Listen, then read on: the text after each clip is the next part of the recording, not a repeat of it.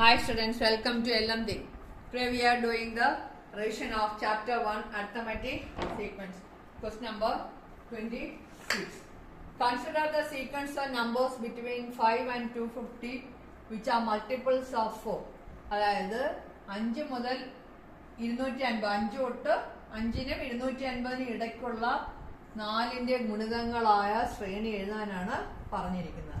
അപ്പോൾ നമുക്ക് എഴുതാം. എന്താണ് 5 കഴിഞ്ഞുള്ളതാണ്. അപ്പം 4ന്റെ മൾട്ടിപ്പിൾസ് എന്ന് പറയുമ്പോൾ 4, 8, 12. അപ്പം 4 എടുത്തുവിടാം. പിന്നെ നമുക്ക് 8, 12, 16, 20 നമുക്ക് എഴുതിപ്പോവാം. 8, 12, 16 ഇതാണ് 4ന്റെ ഗുണിതങ്ങൾ. 4 എന്തുകൊണ്ടാണ് എടുക്കാഞ്ഞത്? Between 5 and 250. ഈ ലാസ്റ്റ് ടേം എങ്ങനെ കണ്ടുപിടിക്കും? 250യെ 4 കൊണ്ട് ഡിവൈഡ് ചെയ്ത് നോക്കുക.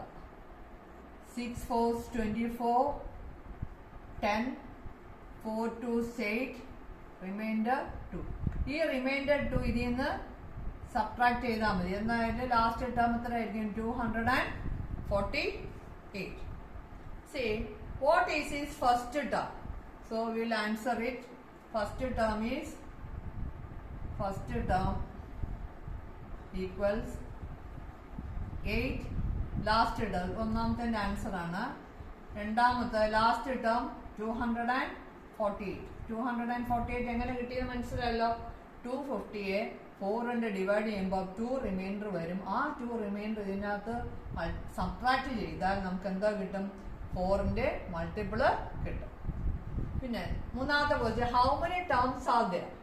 How many terms R there between 8 to 240? How many terms are there? That you have to find out.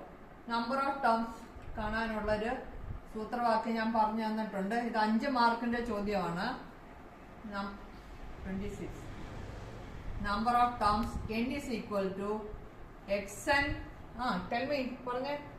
xn minus x1 by d plus 1. xn എന്ന ലാസ്റ്റ് ടേം, അവസാന പദം. 248 ആദ്യ പദം 8 ബൈ കോമൺ ഡിഫറൻസ് എത്ര? Multiples of 4 ആകുമ്പോൾ common difference എത്ര ആയിരിക്കും? 4 തന്നെ ആയിരിക്കും. Plus 1. 248 minus 8, 240 by 4. 240 by 4 is how much? 240 by, I will write here, 240 by 4 plus 1, that is 60 plus 1, 61. How many terms are there? 60 plus 1 equals 61 terms are there. Now, fourth question. Calculate the sum of all the terms of this sequence. We have 61 terms. You have to find the sum of that 61 terms.